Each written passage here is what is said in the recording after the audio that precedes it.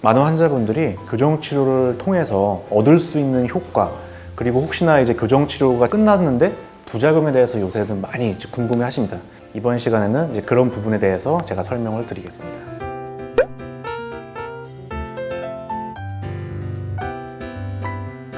입술이 좀 나오신 분들이 제일 먼저 말씀을 하시는 거가, 내가 가만히 있는데 주변에서 뾰루퉁해 보인다고 한다. 입술이 나와 있으니까 사실 어쩔 수가 없죠. 그래서 그런 부분들은 발치를 통해서 치아 위치의 이동을 후방으로 많이 당기게 되면 입술 자체의 위치가 들어감으로써 이제 그런 뚱해 보이는 인상을 개선을 할 수가 있습니다. 특히나 이제 송곳니가 위치가 안 좋아서 한 부분만 굉장히 튀어나와 있는 경우가 있어요. 그래서 그런 경우에는 웃을 때 이제 그쪽 부분 입술이 먼저 입꼬리가 올라가는 그런 증상이 생길 수가 있는데, 그런 경우에도 치아 교정을 통해서 송곳니가 어느 정도 제 위치로 오게 되면 줄일 수 있는 그런 장점이 있습니다.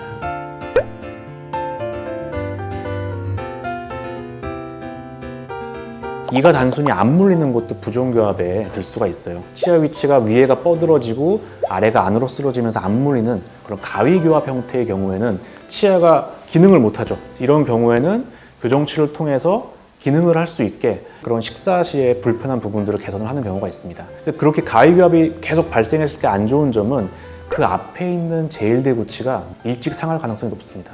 두 번째로는 개방교합이라고 하는데, 앞니로 베어무는 햄버거도 잘 못 먹어요, 면도 잘 못 끊어 먹어요, 이런 경우가 있는데, 앞니가 벌어진 원인이 뭐냐에 따라서 어금니를 위쪽으로 올린다든지 앞니를 수직적으로 내려서 윗니가 아랫니를 잘 닿게 만들어주는 교정치료를 통해서 그런 식사 시에 불편한 부분들을 개선을 할 수가 있습니다.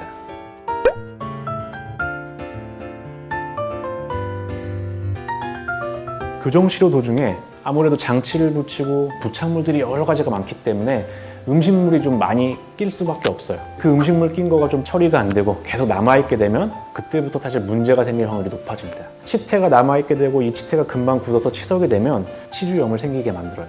그렇게 되면 치아 뿌리를 잡아주는 잇몸뼈가 약해질 수도 있고, 혹은 잇몸이 많이 내려가면서 거기가 비어 보일 수도 있고, 단순히 치아 이동 때문에 잇몸이 약해지진 않아요. 두 번째는 이제 치아에 안 좋은 점이 뭐냐, 간혹 이제 치아 이동량이 너무 많다든지 혹은 교정치료 도중에 무리한 힘이 반복적으로 가해졌을 때는 치아 뿌리가 약해질 수가 있어요. 생리적인 치아 이동으로는 이제 그렇게까지 되긴 힘들어요. 대표적으로 앞니 사용, 일단 교정치료 도중에 이동량이 제일 많기 때문에 그런 부가적인 힘이 가해진다면은 치근 흡수라든지 치아 신경 쪽에 염증이 생겨서 중간에 도중에 신경치료를 받아야 된다든지 이런 부작용이 일어날 수가 있습니다.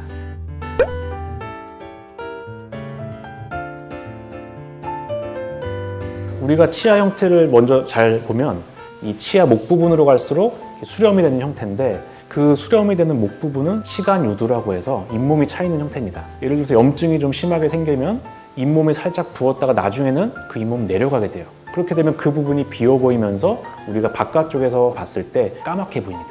흔히 블랙 트라이앵글이라고 합니다. 그 부분도 치아 교정 때문에 생기는 건 아니고 교정치료 도중에 관리가 안 됐을 때 생기는 경우가 많아요. 치아 잇몸 경계부도 아주 관리를 잘 해주셔야 되고, 간혹 그 치간 칫솔을 좀 무리하게 사용을 하시는 분들이 있습니다. 잇몸이 상처를 받으면서 더 내려갈 수가 있어요. 사실 성인의 경우에는 잇몸이 다시 회복되진 않습니다. 보통 교정치료 마무리를 할 당시에 치간 삭제를 통해서 그 블랙 트라이앵글 양을 조금씩은 줄일 수가 있습니다.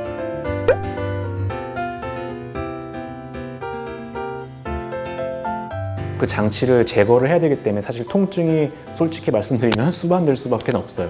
치아가 있고 바깥쪽에 얇은 형태의 접착제가 있고 그 다음에 장치가 놓여져 있는 형태인데, 치아 위에 놓여져 있는 접착제 부분이 찢김으로 해서 장치가 떨어지기 때문에 치아 표면의 손상도 굉장히 많이 줄일 수가 있고 통증도 많이 줄일 수가 있어요. 부작용적인 측면이 어떤 교정치료가 반드시 일어났다고 해서 생기는 부분은 전혀 아닙니다. 교정치과 의사가 전해주는 그 주의사항이라든지 환자분의 관리 부분만 전제가 된다면 나중에 그런 부작용이 생길 확률은 굉장히 극히 적다고 보시면 되고요. 이제 주치의랑 상의를 해서 치료를 원활하게 잘 진행을 하는 게 제일 좋은 선택이 될 수 있을 것 같습니다.